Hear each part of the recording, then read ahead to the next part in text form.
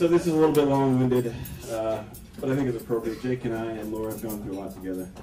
But before I get started, I'd like to say, when you ring your glasses, the bride and groom kiss.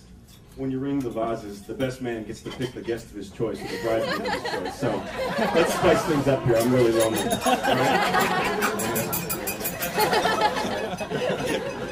All right. So anyways, over New Year's, Jake and Laura and I went down to our favorite house in West Dundee, Illinois, to see our roommate's mom, Mama Beatty, and she made us food. And we had a good New Year's, and Jake and I ended up talking about the top 10 things in our friendship, which was really a girly thing to do. And so I did some more thinking, and I didn't console Jake on this one, but no, you didn't. I've got a top 10 list of my own. These are the things that I'm going to remember most. When Jake is married man with kids, so on and so forth, I'm going to really cherish these memories, all right? Number 10, back a few years ago, we each dated Swedish bikini twins. Wonderful, wonderful.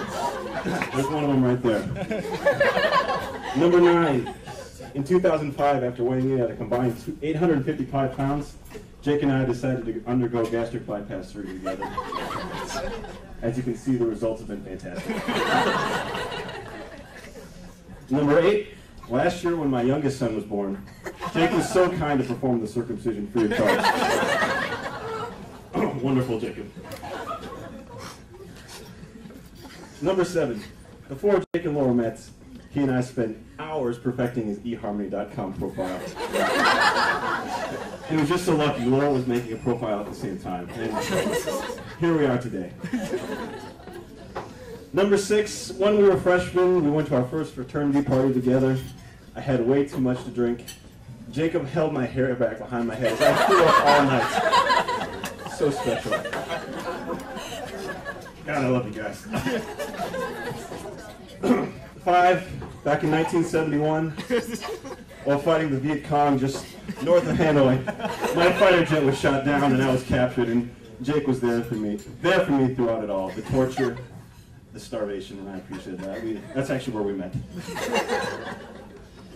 Number 4, a few years ago we were both medical interns at Sacred Heart Hospital. Did our best to avoid Dr. Cox and Dr. Kelso while working in a tough inner city environment. And we learned a lot from that. Number 3, a few years back, Jake and I got our first tattoos together. I have a starfish on my lower back, and Jake got a Polish flag on his lower back. So I'll ask to see that later tonight. Laura hasn't seen that one yet.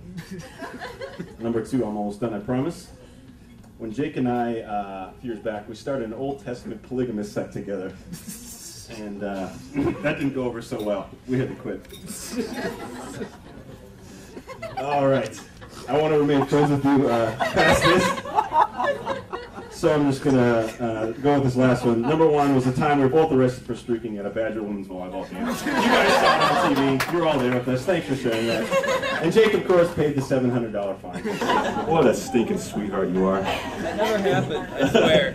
But anyways, I'm just a jerk. And I want to say something on a serious note. A few weeks back, I did have one of the greatest moments in my friendship with Jake, and that's when we were able to worship together at church, worship the Lord. And that had really been an answer to prayer. And so that was wonderful.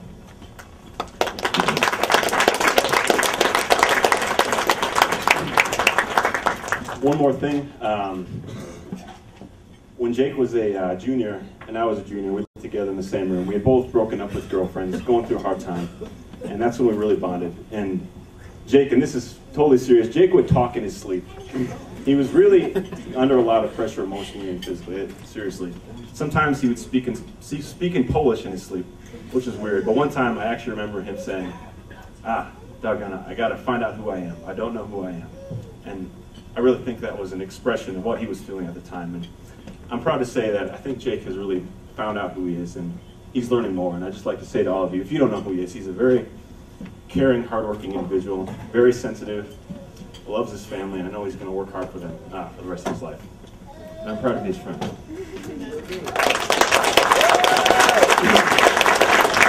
So please raise your glasses. Here's to Jake and Laura, a couple who's overcome much in their 3 years together, who've grown much in their time since I've known them, and who hopefully will be pregnant after tonight.